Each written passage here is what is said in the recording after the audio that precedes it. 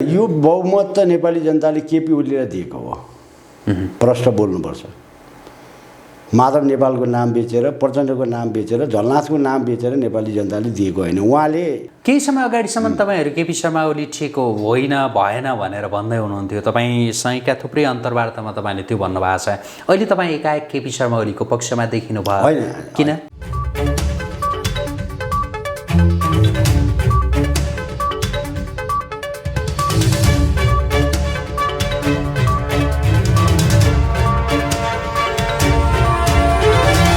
नमस्कार आदरणीय दर्शकवृन्द, AP news यात्राको यो विशेष संवादमा यहाँहरूलाई धेरै स्वागत छ। म रोहित भण्डारी। दर्शकवृन्द, देशको राजनीति गम्भीर मोडमा पुगेको छ।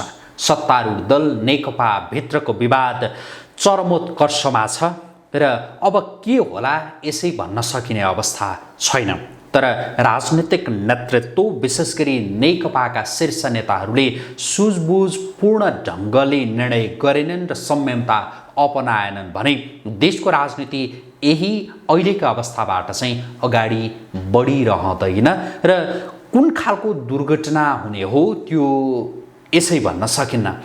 आजको कार्यक्रममा हामी पछिल्लो समयमा विकसित राजनीतिक घटनाक्रमका सन्दर्भमा केन्द्रित रहेर स्वतन्त्र नागरिक समाजका संयोजक हेमविक्रम सिलवालसँग कुराकानी गर्दैछौँ।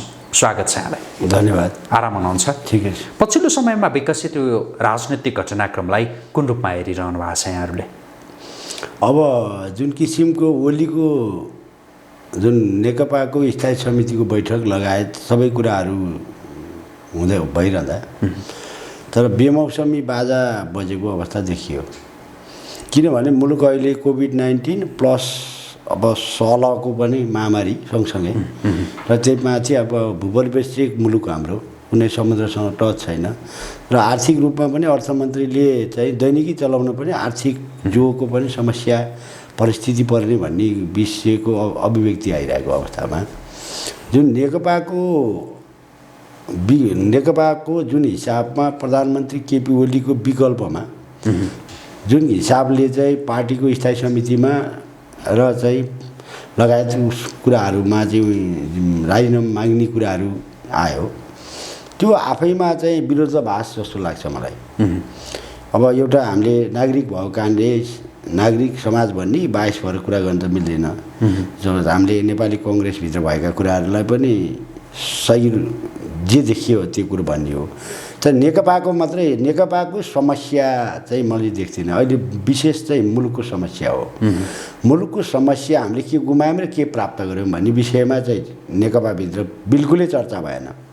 नेपाली जनताहरू कोभिड-19 पछिको जुन रोग भोग शोक अहिले भनौँ न लगभग 31 जना, हिजोसम्मको अपडेटमा 31 जना। यो यति बेला जुन नेकपामा जुन खालको विवाद चुलिएको छ नि, यो चाहिँ अपेक्षाकृत नै हो या अनपेक्षित खालको हो भन्ने यहाँहरूको बुझाइ छ? यो व्यवस्थामा ओलीको विकल्प ओली नै हुनसक्छ होइन। तर ओलीको विकल्प खोज्नु भनेको चाहिँ यो चाहिँ के अरे बेमौसमी बाजा भन्छ कि। तपाईँले भन्नुभयो नि अहिले ओलीको विकल्प ओली नै हो भनेर। यो व्यवस्थामा किन यो व्यवस्थामा ओलीको विकल्प ओली किन भन्नु पर्यो भन्दा हाम्रो बुझाइ हो भन्दाखेरि ओलीको ठाउँमा यो संविधान त यो व्यवस्था त प्रचण्ड आए पनि केही हुनेवाला होइन, माधव कुमार नेपाल आए पनि केही हुनेवाला होइन, झलनाथ खनाल आए पनि हुनेवाला केही होइन। नेपालको अहिलेको कोभिड-19 पछिको चाहिँ भुकमरी हो होइन। जस्तै 31 जना चाहिँ कोरोनाले मरेको पुष्टि। तपाईँको भनाइ चाहिँ तुलनात्मक रूपमा जस्तो प्रचण्ड, माधव नेपाल या झलनाथ खनालहरूभन्दा केपी ओली ठिक भन्ने कुरा हो तपाईँको के हो? होइन, यो बहुमत त नेपाली जनताले केपी ओलीलाई दिएको हो। प्रश्न बोल्नुपर्छ। माधव नेपालको नाम बेचेर, प्रचण्डको नाम बेचेर, झलनाथको नाम बेचेर नेपाली जनताले दिएको होइन। उहाँले नाकाबन्दीको टाइममा एउटा उदारो राष्ट्रवाद फाल्नुभयो। अरूमा हेर्दाखेरि ओली नै राष्ट्रवादी भनेर मैले पनि कुनै बेला जुन बेला चाहिँ नाकाबन्दीको अवस्थामा केपी ओलीले जे गरे ठिक गरे मैले पनि भने हौँ।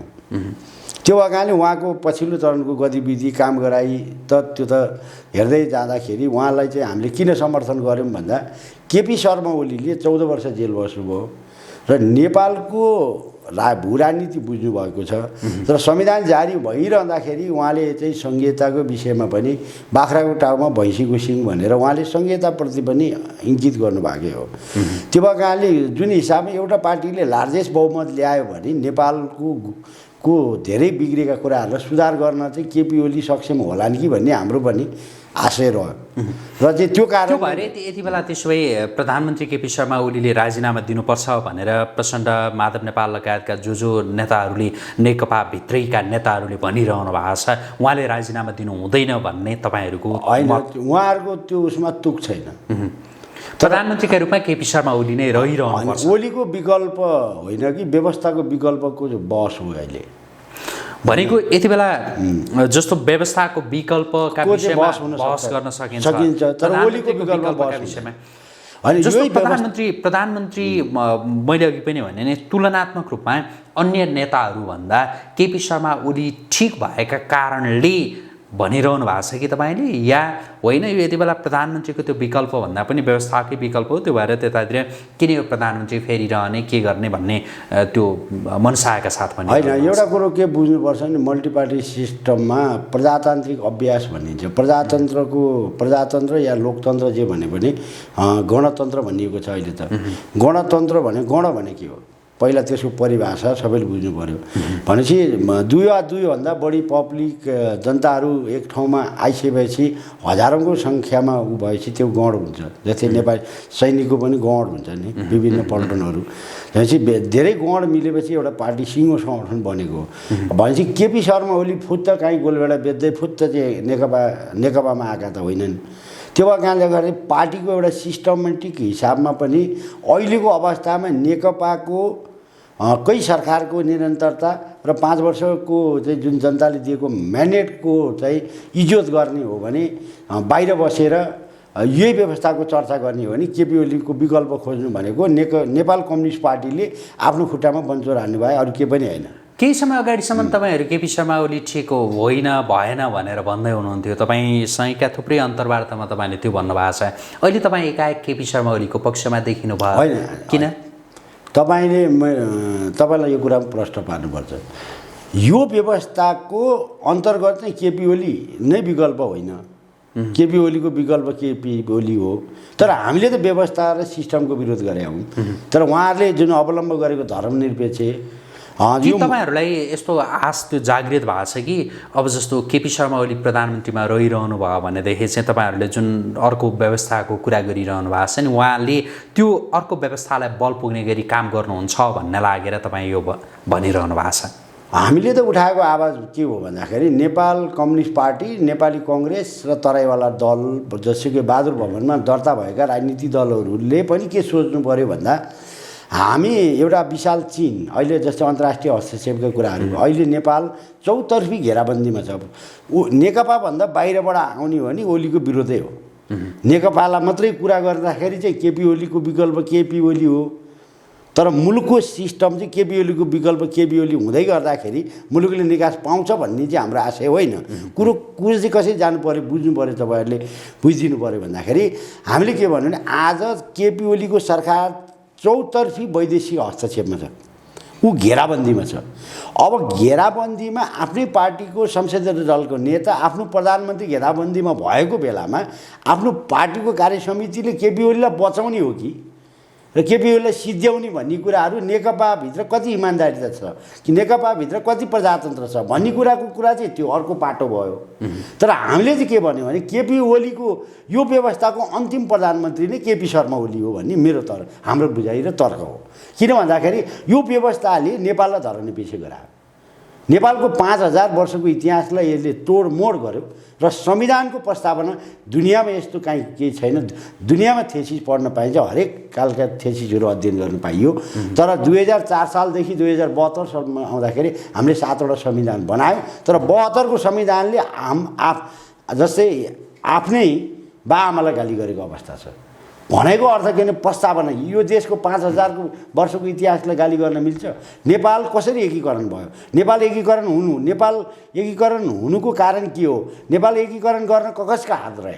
आजको भन्ने कार्यक्रममा विषयमा चाहिँ पनि ठिक छ आजको कार्यक्रममा चाहिँ म तपाईँको विश्लेषण के छ भनेर त्यो बुझ्न चाहिरहेको छु। तपाईँको आफ्नै मूल्य मान्यता तपाईँहरूका छन् होइन। तपाईँ जस्तो राज संस्थाको पक्षमा हुनुहुन्छ, राज संस्थाको वकालत गरिरहनु भएको छ, त्यो सबै थाहा छ, दर्शकहरूलाई पनि थाहा छ। अबको तपाईँहरूको बुझाइ चाहिँ के रहेछ, के देख्नु भएको छ सङ्घारमा नै? जस्तो मान्छेहरूले कतिपयले अब राजनैतिक दुर्घटना भनिरहेका छन्, अब केलाई दुर्घटना भनिरहेछन्, त्यो एउटा पाटो होला होइन। तपाईँहरूले चाहिँ अब के देख्नुहुन्छ भन्ने कोणबाट म यहाँलाई आफ्नो भनाइ राख्नका लागि आग्रह गर्छु। जस्तो अहिले प्रधानमन्त्री भनौँ न मन्त्री परिषदले त्यो संसदको बजेट अधिवेशन अन्त्य गर्नका लागि राष्ट्रपतिलाई सिफारिस गर्यो, राष्ट्रपतिले अन्त्य गरिदिनु भयो। अब के होला भनेर मान्छेहरूको त्यो चौतर्फी कौतूहलता छ कि चासो छ, तपाईँले बुझ्नु भएको चाहिँ के छ, ताकि अब के हुनसक्छ तत्काल? अब म प्रजातान्त्रिक सिस्टममा म पनि विश्वास गर्ने भएको कारणले तपाईँको टेलिभिजन मार्फत सबैलाई आग्रह के गर्छु भने प्रधानमन्त्री जुन किसिमको बजेट अधिवेशन अन्त्य भयो, जुन अब यो बजेट अधिवेशन त अन्त्य भयो, तर अब उहाँले अर्को अधिवेशन बोलाउनु त 6 महिनापछि हो। भनेपछि यदि नेकपाका अरू नेता कार्यकर्ताले प्रधानमन्त्री केपी शर्मा ओलीको विकल्पमा जाने हो भने उहाँहरूले चाहिँ विशेष महाधिवेशनको लागि सिग्नेचर क्याम्पिङ गर्नु पर्यो। सिग्नेचर क्याम्पिङ गरेपछि पनि त्यसमा राष्ट्रपतिले विशेष महाधिवेशन बोलाइदिनुहुन्छ या बोलाइदिनुहुन्न, त्यो अर्को पाटोको कुरा हो। विशेष अधिवेशन संसदको होइन भने 6 महिनाको लागि उहाँहरूको यो रोइलो सकियो, कुरो बुझ्नु भएन। त्यो भएको कारणले गर्दाखेरि हामीले के बुझ्नु पऱ्यो भन्दाखेरि यदि नेकपालाई चाहिँ केपी शर्मा ओली मार्फत नेकपाको बदनाम यदि भएको हो र नेकपाको चाहिँ नेता कार्यकर्तालाई चाहिँ त्यो कुरा असह्य भएको हो भने उहाँहरूले सिग्नेचर क्याम्पेन गर्ने। जस्तै तपाईँलाई उदाहरण दिन्छु, 56 को निर्वाचनमा कृष्णप्रसाद भट्टराई भावी प्रधानमन्त्री भनेर नेपाली काङ्ग्रेसले भोट माग्यो, तर तत्कालीन त्यतिखेरको एमाले चाहिँ तपाईँको कृष्णप्रसादको राजीनामा पनि माग्ने त कल्पना पनि गरेन। तर उनीहरूसँग 1/4 थियो, तर नेकपाले कृष्णप्रसादको विरुद्धमा विस्मरण गरेन। काङ्ग्रेसभित्रैकै कोइराला परिवारमा गिरिजाप्रसाद कोइरालाले चाहिँ 7 महिना पनि टेक्न दिएनन् र चाहिँ नेपाली कङ्ग्रेसभित्र चाहिँ सिग्नेचर क्याम्पेन गर्ने बित्तिकै चाहिँ किशुनजीले आफू अल्पमतमा परेको महसुस गर्नुभयो। त्यस पछाडि उहाँले संसदमा यो देशको भलो चाहनेको अवस्था यस्तै हुन्छ भनेर रुँदै उहाँ चाहिँ सरसिंह भण्डारीको घरमा चाहिँ तपाईँको भैँसी पार्टी गरेर बसेको इतिहास पनि हामीसँग जीवितै छ। तर जहाँसम्म लाग्छ कृष्णप्रसाद भट्टराईको खालको दुर्घटना चाहिँ केपी शर्मा ओलीमा यिनीहरूले घटाउन सक्लान् जस्तो मलाई लाग्दैन। किन भन्दाखेरि यहाँ चाहिँ नेकपा एमाले छ होइन, त्यसपछि एकीकृत माओवादी छ र एकीकृत माओवादीका पनि केही चाहिँ मन्त्रीहरू चाहिँ ओलीको क्याबिनेटमा शक्तिशाली मन्त्री छन्। त्यो भइसके पछाडि संसदीय अभ्यासमा दुईवटा खेल खेल्न पाइन्छ। पार्टीभित्रको अविश्वासको प्रस्ताव पार्टीले दर्ता गर्ने हो। अब विशेष महाधिवेशन बोलाउनका लागि उहाँहरूको जम्मै लगभग 32%, अहिलेको संविधानमा 32% हो। मैले बिहान यसो हेर्दै थिएँ, 32% चाहिँ सदस्य पुर्याउन सकेर अनि चाहिँ अविश्वास प्रस्ताव दर्ता गर्न सक्यो भने उहाँपछिका रोल क्रमको भनौँ न पुष्पकमल दाहाल हुन सक्ने भयो, माधव नेपाल या झलनाथ, त्यो त उहाँहरूको कुरा हो, हुन सक्छन्। होइन भने चाहिँ अब चाहिँ अझै न्यु खोजेर बस्ने हो भने नेपालमा त चलन के छ भने गिरिजाप्रसाद कोइरालाले सभापति लगेर घाटमा पोल्दे, सुशील कोइरालाले लगेर घाटमै पोल्दे। भनेपछि त्यो काङ्ग्रेस जो प्रजातान्त्रिक पार्टी भन्छौँ त्यो काङ्ग्रेसको त्यो दुर्दशा छ भने नेपालको कम्युनिस्ट भने त अब कतिपय चाहिँ सिपी गजुरेलको र चाहिँ चित्रबहादुरकै चाहिँ बोली सापटी लिने भने यिनीहरू कम्युनिस्ट हुन्। हामीले भने होइन फेरि उहाँहरूकै कम्युनिस्ट। यति बेला जुन नेकपामा जुन खालको विवाद चुलियो नि, त्यो विवाद चुलिरहँदा तपाईँहरू जस्तो राज संस्था पक्षधरहरू चाहिँ उत्साहित हुनुभयो होला, खुसी हुनुभयो होला है, राम्रै भइरहेछ, भित्रभित्रै गदगद हुनुभयो होला, नेकपा फुटिहाल्यो हुन्थ्यो, हुन्छ नि त्यो कल्पना एक खालको दुबालेर पनि बसिरहनु भयो होला। तर म चाहिँ अलिकति सानो उमेरदेखि नै विद्रोह स्वभावको मान्छे र आफैले केही रोप्यो भने खान पाइन्छ भन्ने मेरो सिद्धान्त हो। र तपाईँले जुन प्रश्न उठाउनु भयो कतिपयलाई त्यो होला, तर राम्री कुनै तरुणी छिन्, तर उसको श्रीमान मर्छ र अनि म श्रीमती ल्याउँछु भन्नु र कम्युनिस्ट फुटेर राजा फर्किन्छु भन्ने चाहिँ कागलाई बेल पाए हर्षण विस्मत हो। मेरो तर्क यो भनेको त्यसो भए अहिले नेकपाको त्यो विवाद हुँदाखेरि तपाईँ खुसी हुनुहुन्न? म छुइनँ। राज संस्था जस्तो मैले जोड्न खोजेको चाहिँ अहिले मान्नु नेकपामा जुन खालको विवाद जसरी चुलिएको छ, मान्नु नेकपा फुट्यो या हुन्छ नि केही भयो, दुर्घटना भयो पार्टी भनेदेखि त गणतन्त्र एक हिसाबले कमजोर भयो। गणतन्त्र कमजोर हुनु भनेको राज संस्था त्यो फर्किनका लागि एक खालको आधार राम्रो बन्नु होला, त्यो मानेमा तपाईँहरू खुसी हुनु होला भनेर मैले सोधेको होइन। म चाहिँ मैले अघि नै हजुरलाई भनिहालेँ, एउटा कुरो के बुझ्नुहोस् भने म चाहिँ अर्कोको घर भत्किन्छ भने यिनीहरू कमजोर बनेर राज संस्था फर्किन्छ होइन, त्यस्तो खालको राज संस्था नेपाल त्यो यिनीहरू कमजोर हुन्छ। अनि मेरो साथीहरू हामी 9-10मा पढ्दाखेरि मेरो एउटा साथीले उकालो बाटो हिँड्नु पर्थ्यो, शिवलालजी भने किनभने म त जहिले पनि चाहिँ 5 क्लाससम्म चाहिँ म प्राविमा फर्स्ट भएको, तर यहाँ माविमा आएपछि म जहिले पनि 5औँ भएँ भन्थ्यो क्या। अनि के भन्दा पढ्नु पऱ्यो नि यार भन्यो मैले। होइन 4जना हामी बलिबी खोलामा डाइभ हानेर तर्थ्यौँ क्या। यो डाइभ हान्ने बेला तिनीहरूको आँखामा चाहिँ तिनीहरूको सर्टले आँखा बाँधिदिउँ, खोलाले लैहाल्छ, म फर्स्ट हुन्छु भन्थ्यो कि गफ के उकालोमा। त्यो अर्को मर्छ र अनि त्यो बेकारको कुरा के। त्यो भएकाले यदि राज संस्था पुनर्स्थापना हुनुपर्ने हो भने नेपाली कङ्ग्रेसको लागि पनि पुनर्स्थापना हुनुपर्छ, नेपाल कम्युनिस्ट पार्टीको लागि पनि पुनर्स्थापना हुनुपर्छ, तराईवाला पार्टीलाई पनि पुनर्स्थापना हुनुपर्छ। तर उहाँहरूले जब 12 बुँदेबाट आएका पार्टीहरू कुनै पनि प्रतिपक्ष होइनन्, यो कुरामा तपाईँ भ्रम नहुनुहोस्, चाहे नेपाली कङ्ग्रेस होस् चाहे मेरो भनाइ चाहिँ अहिलेका दलहरू बलियो बने भनेदेखि त गणतन्त्र मजबुत हुन्छ। गणतन्त्र मजबुत हुँदाखेरि त तपाईँहरूलाई त्यो खुसी लाग्दैन पक्कै, किनकि राज संस्था फर्किने त्यो बाटो त बन्द हुन्छ। त्यो मानेमा चाहिँ तपाईँहरू खुसी हुनु होला कि भन्ने होइन। मैले के भने हामीले 21औं शताब्दीमा नेपाल हिजोको अवस्थाको शिक्षा नीतिमा पनि छैन, धेरै परिवर्तन भइसक्यो। लगभग भन्यो भने मेरै घरमा चाहिँ लगभग मेरो फ्यामिलीको मात्रै भने नि अब मेरो फ्यामिलीको 2जनाले चाहिँ हार्वर्ड विश्वविद्यालयमा पढाउँछ भनेपछि कोही शिक्षामा कम छैन।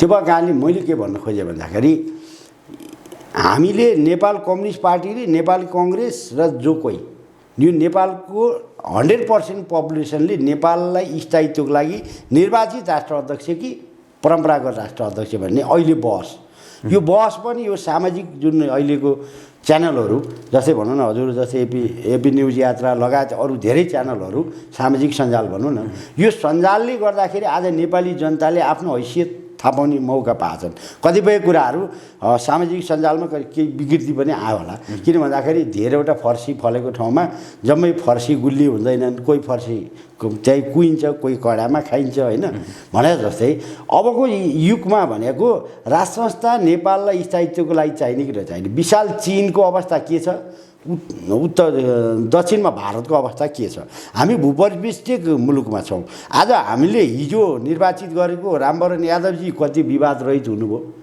आज महामहिम राष्ट्रपति विद्या भण्डारी कति विवाद रहित हुनुहुन्छ।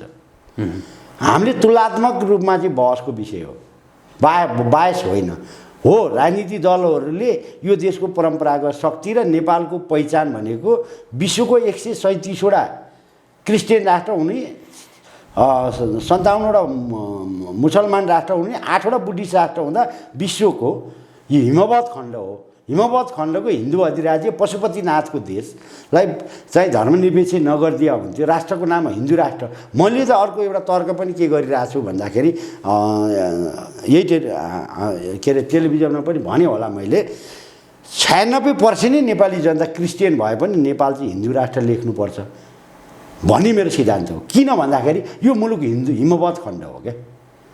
यो देशमा दुनियाँमा चाहिँ शालिग्राम पाइन्छ, चाहिँ बुढी गण्डकी जुन नदी नेपालमा छ, यो मुक्तिनाथको देश हो, गुरु गोरखनाथको देश हो। तर कुरो के भने मैले भने सैद्धान्तिक हिसाबले मैले धर्म परिवर्तन गर्न सकुला, तर मुलुकको यो देशको चिनारी के हो त भन्दा यो मुलुकको चिनारी भनेको चाहिँ हिन्दू राष्ट्र हो भन्ने मेरो चाहिँ सबै राजनीतिक दललाई आग्रह गर्दै आएको हुँ मैले। तपाईँहरू मैले यहाँलाई रोकेँ, जस्तो तपाईँहरू यी दलहरू बलिया हुन् भन्ने चाहना छ भनेर भन्नुहुन्छ होइन। यी दलहरू बलिया भयो भनेदेखि त मैले अघि नै पनि भनिसकेँ, गणतन्त्र त्यो मजबुत हुन्छ। गणतन्त्र मजबुत हुँदाखेरि त तपाईँहरूको त्यो चाहना पुरा हुँदैन। अब यो सन्दर्भमा तपाईँले जो राज संस्था हिन्दू राष्ट्र जे भनिरहनु भएको छ नि, त्यो अब कुन ढङ्गले फर्काउने त्यो सम्भावना छ भन्नुहोस् त। अब अहिलेसम्मको हाम्रो प्रयास भनेको के हो भने म विभिन्न नेपाल कम्युनिस्ट पार्टीका नेतालाई पनि भेट्छु, काङ्ग्रेसका नेतालाई पनि भेट्छु। नेपालमा मैले विरलै धेरै मान्छे भेट्छु र उहाँहरूलाई मेरो अनुरोध के हो भने निषेधको राजनीति अन्त्य गरौँ। निषेधको राजनीति अन्त्य गरौँ। निषेधको राजनीति अन्त्यपछि राष्ट्रिय सहमतिको आधारमा अब 104 वर्षीय जङ्गबहादुर राणाले पनि त राज संस्थालाई स्पेस दिएर राखेको हो। कमसेकम एउटा खोपामा राख्थ्यौँ। Prithvi Narayan Shah commanding in chief भए, तर हामी नेपाली जनताकै छोराहरू सिपाही भएर लडेर एक बनेको मुलुक हो। त्यो भएको कारणले गर्दा हामीले के बुझ्नु पऱ्यो भन्दाखेरि अब सबैले राष्ट्रिय सहमतिको आधारमा राज संस्थालाई पनि स्पेस दिनुपर्छ, तर हिन्दू अधिराज्य चाहिँ नेपालको चिनारी हो भन्ने बटम लाइनमा अहिले चाहिँ हामीले जोरदार माग उठाएको हो। तर यहाँ कस्तो भन्दाखेरि आरोप त कस्तो छ भन्दाखेरि मैमाथि नै ठुलो आरोप छ, गम्भीर आरोप लाउँछन् होइन। सिलवालले राजाको टन्न पैसा खान पाएको छ अनि राजाको गीत गाउँछ भन्ने पनि राजावादीहरू छन् यहाँ। तर मैले भने कि यो देशमा राज संस्थावादीको बहुमत ठुलो छ। जस्तै मैले भने कोभिड-19 पछिको कुरा गर्ने हो भने आज राष्ट्रपति कहाँ मान्छेको भिड हुनुपर्ने मेरो विचारमा, किन भन्दा गुनासो गर्ने ठाउँ छैन।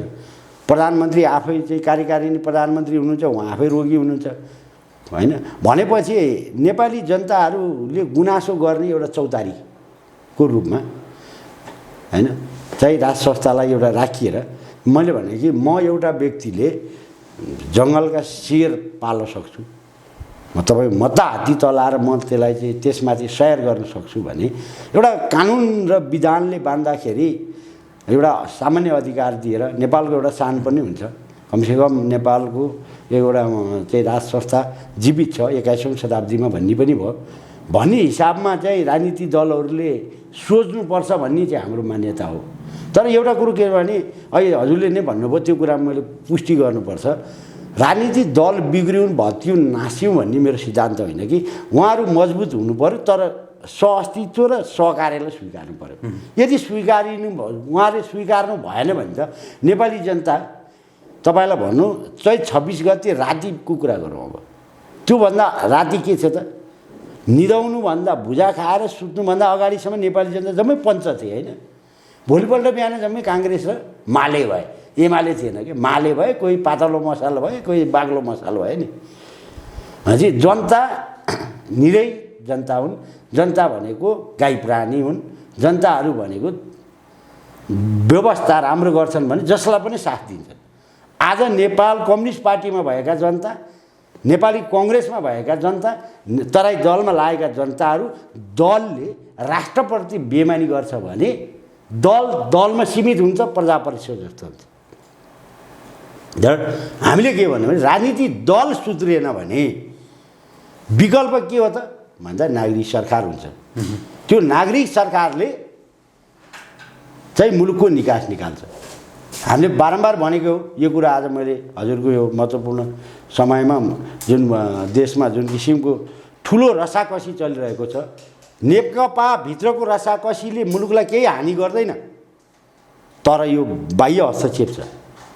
त्यो बाह्य हस्तक्षेपमा म आग्रह के गर्छु भने एमसिसी बिआरआई जुन दुईवटा प्रोजेक्ट छ, यो प्रोजेक्ट हाम्रा नेताजीहरूले अङ्ग्रेजी त बुझेनन् भने चाइनिज भाषा के बुझे होला नि त भने यहाँ समस्या आयो क्या जनतामा डर त्यो भयो।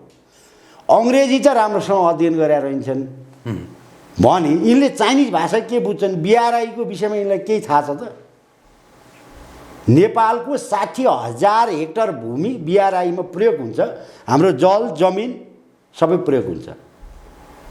त्यो रेलले खिचेर हाम्रो गाई मरे पनि जसको गाई हो उसले क्षतिपूर्ति तिर्नुपर्छ, भाइ मरे पनि तिर्नुपर्छ। अनि नेपालको भूभाग प्रयोग गरेको बापत बिआरआईले नेपाललाई कति फाइदा दिन्छ?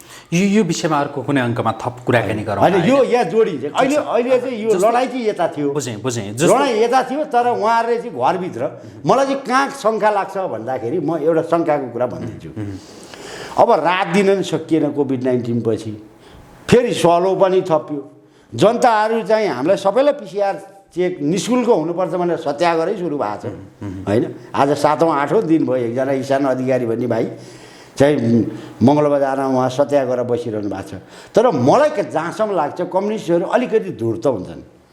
अब कसैलाई केही दिन सकेन अनि पार्टीभित्रै झगडा गरेर नाटक देखाइदिएपछि त सबैको ध्यान त बालुवाटारतिर भयो।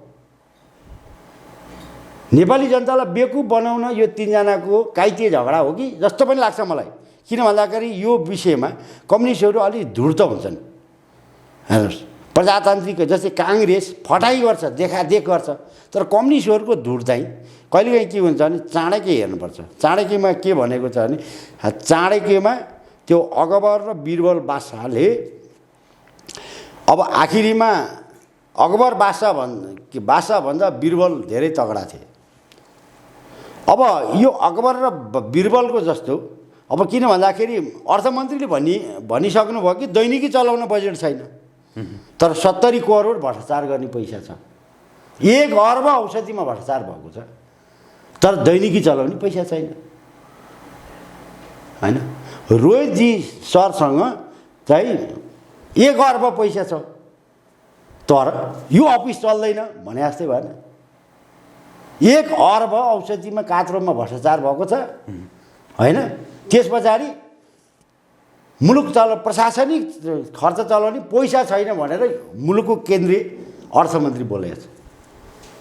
यसमा के देखिन्छ भन्दाखेरि चाणक्यलाई हेर्ने हो भने गरिबी टार्न नसकेर आफैभित्र कल निकाल्ने के।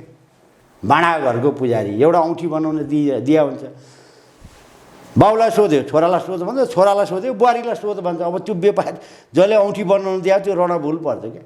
नेपाली जनतालाई चाहिँ बालुवाटारतिर ध्यान केन्द्रित गराएको अवस्था देखिन्छ।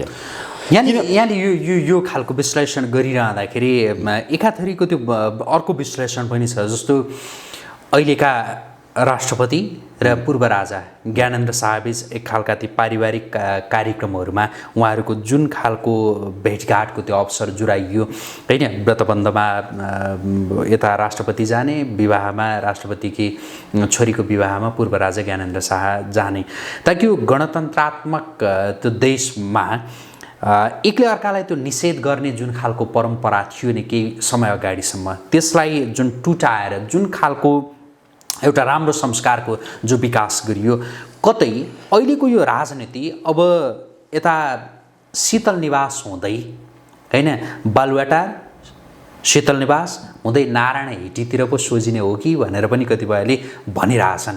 यहाँलाई त्यस्तो लाग्छ?